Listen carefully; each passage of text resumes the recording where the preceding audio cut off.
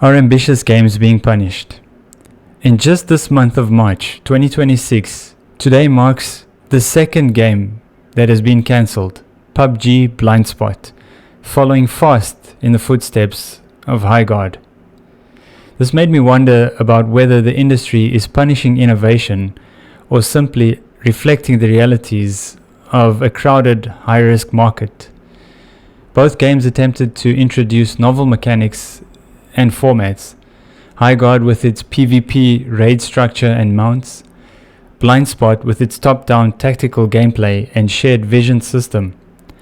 However, their inability to capitalize on these innovations, combined with technical issues, lack of content depth, limited their appeal and made them easy targets for negative sentiment.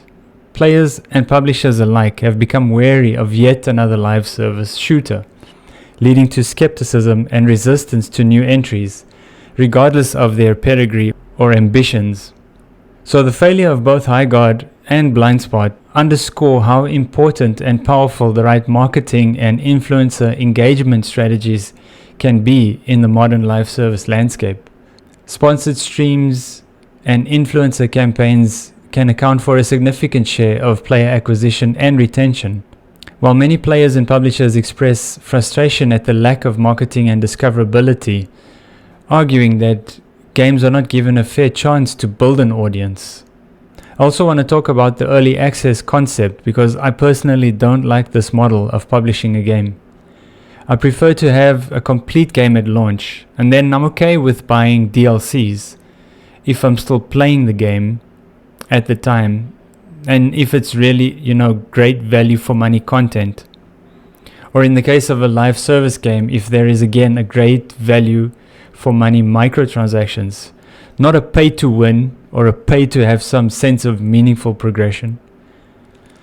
The main issue for me personally with early access is jumping in early into a game and making decent progress or clocking several hours and making some purchases even, then to be faced with a slow trickle of content and updates.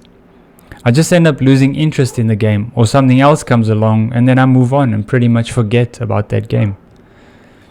Or in other cases, kind of extreme cases, I made good progress in a game's main story during the early access. And then 2 months down the line, the devs drop a major overhaul to the story, and I'm told that I'll need to replay the story from the start, but with the promise of a much better experience this time, and much more of this and much more of that, and bro, you lost me at this point. I think that some games' early access timelines are too generous too. If a game's timeline stretches past 3 months, then bro, you don't have an early access game, you have an underdeveloped game, and you probably need another 1.5 to 2 years of work. I read that the publisher Krafton is using early access as a proving ground for their titles, and if the games are not viral in adoption within 6 weeks, they can it and move on, leaving players who spent money with nothing to show. So what are your thoughts around ambitious live service games or early access models? Does a refund at the end of the day really make it all right?